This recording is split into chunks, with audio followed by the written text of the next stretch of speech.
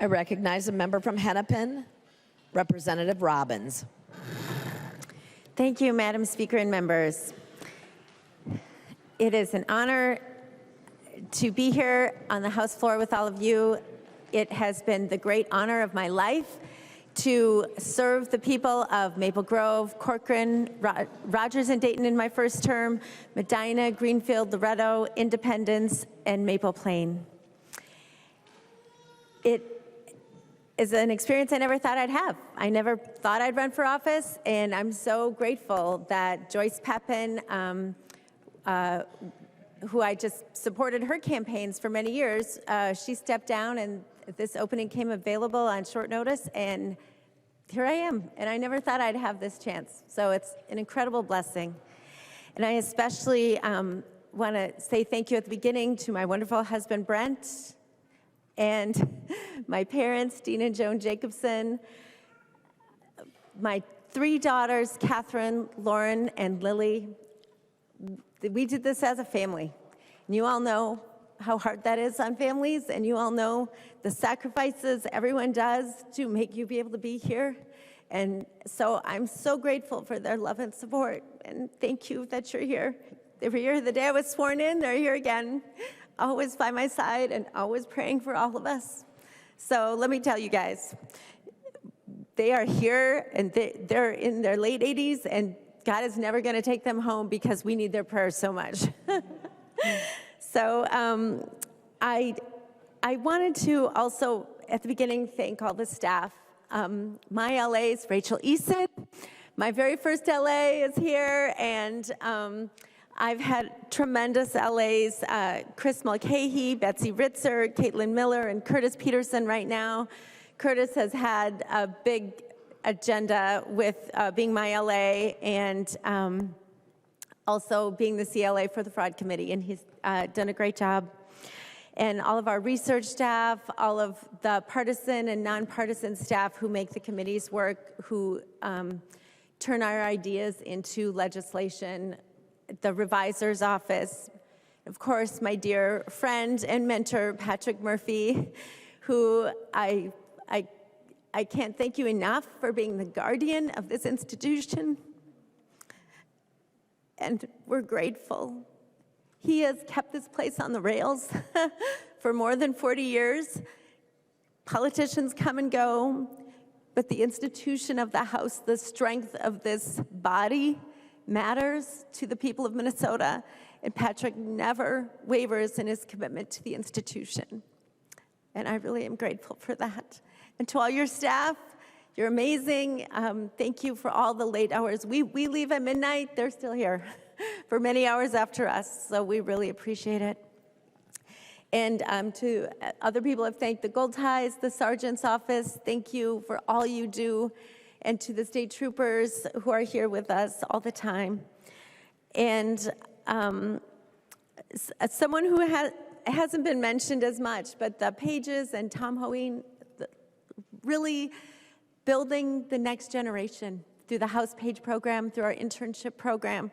I really am so grateful for that leadership and that investment in the future of our state. And then to the House librarians, I don't know if you're watching, but I am a geek and I'm a frequent flyer at the library, and they are always there for me, getting articles, getting things that I haven't been able to find, and I'm so grateful for the support of that staff.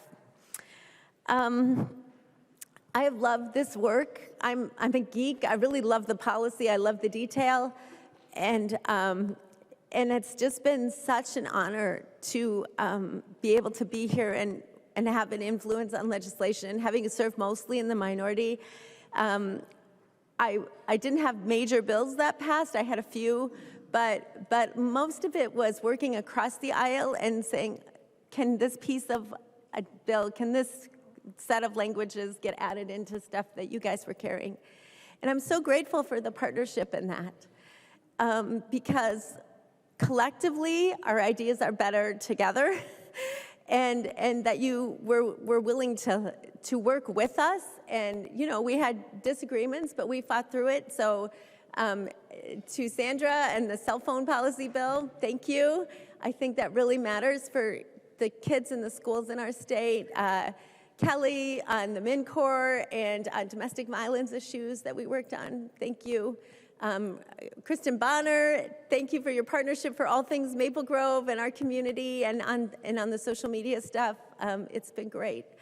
So, and to my colleagues on this side, like, it has been such a joy to get to know you, to be in the fight with you in the minority all these years.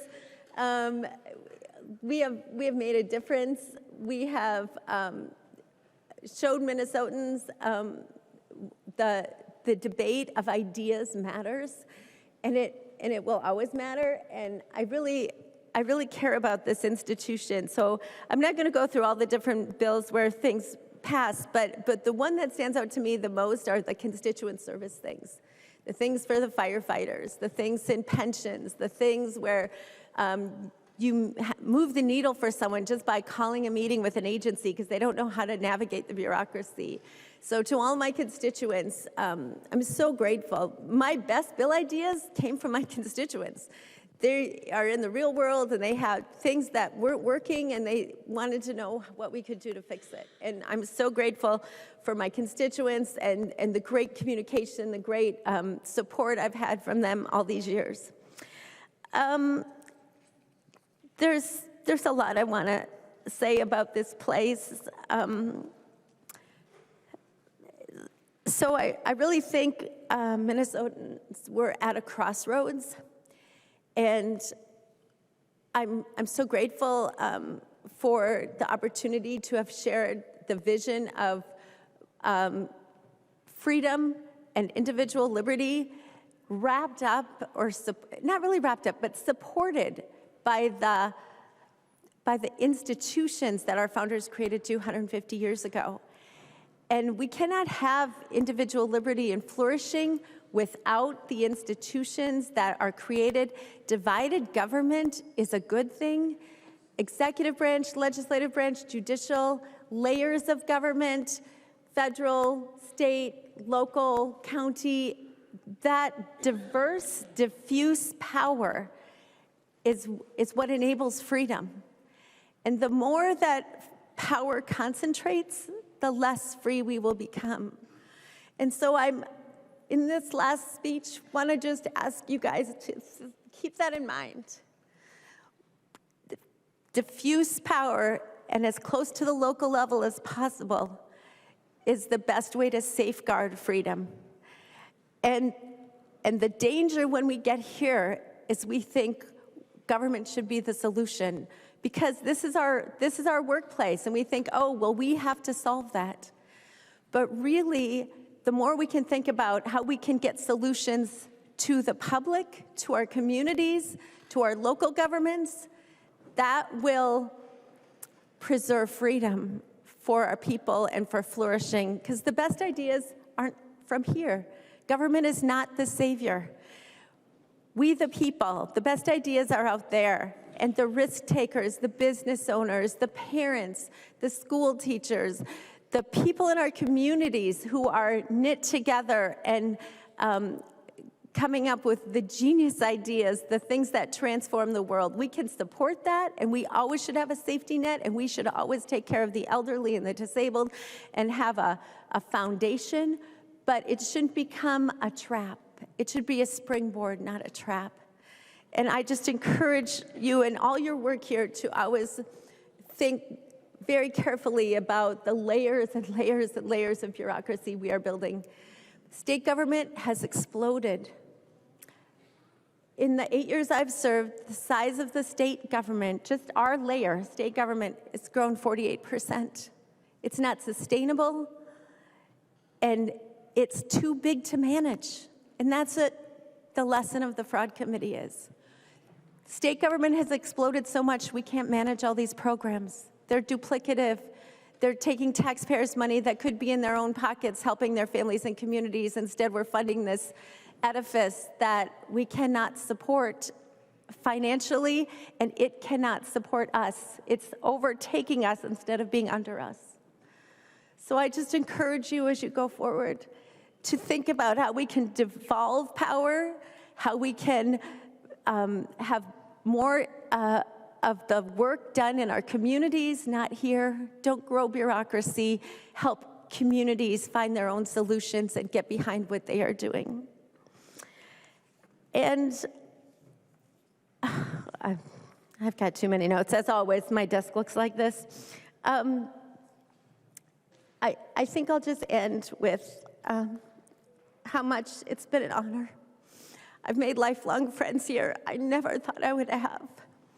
Shout out to Barb Haley, if you're watching. She's my ride or die buddy, and we've done a lot of life together. Good things, bad things. As you know, she experienced a deep tragedy. But these friendships are real, and continue to invest in them. Continue, I know you guys think I'm a geek, but go to Civility Caucus, people. It's so important. I mean, that's how Sandra and I became friends, and it's so important for the institution that you know each other as people, that you look beyond the labels, you look beyond the committee debates, and you say, oh, you have kids the same age, or you have this going on in your district, or we went to the same school. That's how I got to be good friends with Ray Dean. We both had gone to Wash U. How random is that? But so invest the time. We're all so busy, but take the time once a month, just once a month, to show up, get to know your colleagues, go to karaoke night. Rapinski, I am tasking you with carrying on the karaoke tradition. And that's how we will strengthen this institution, because if we know each other as people, there will be the trust that Sandra talked about, and that's how we'll get through the hard negotiations and the difficulty. So I hope Civility Caucus continues beyond Sandra and I. It really will make this a better place. And I encourage you to limit the bills. This institution is so great, but it's kind of gotten on steroids in my 8 years since I've been here. And the best work happens in committee, where you're really wrestling and talking. But if you've got 10 bills on the agenda and 2 minutes or 3 minutes for each one, you're not having the real conversations about getting to the nub of the issue and how we're going to make things better for Minnesotans. So there are institutional ways other legislatures do this to limit the number of bills, or to make sure everybody gets one bill in a floor debate. There are many models out there, and I just encourage as an institution that we focus on the details like that. So, my friends, it has been an incredible honor. I hope to stay in touch with you. I know you will continue to do good work for the state of Minnesota. And I'll always be here cheering you on. And my last thank you is to my Lord and Savior, Jesus Christ. I haven't spoken a lot about my faith here, but that's what motivates me and drives me. First my faith, then my family. And the verse I wanted to share with you, which it's not my life verse, but it has helped me for 8 years. 2 Corinthians 12:19. One thing I forgot to say, I've never had a job that breaks your heart. This place has broken my heart so many times where I drive home crying. But it's worth it. It is worth it to wrestle that hard. So keep doing that. But here's the verse, sorry. And I think it's for me, but I think it's for all of us. My grace is sufficient for you. My power is made perfect in weakness. So therefore, I will boast in my weakness, because that will bring greater glory to the Lord. So you guys are the best. Keep working hard. Keep shining. Keep fighting for limited government. Ronald Reagan said, I love this quote from Reagan, man is not free unless government is limited. This is a cause and effect as neat and predictable as the laws of physics. As government expands, liberty contracts. Please take that to heart. God bless you guys.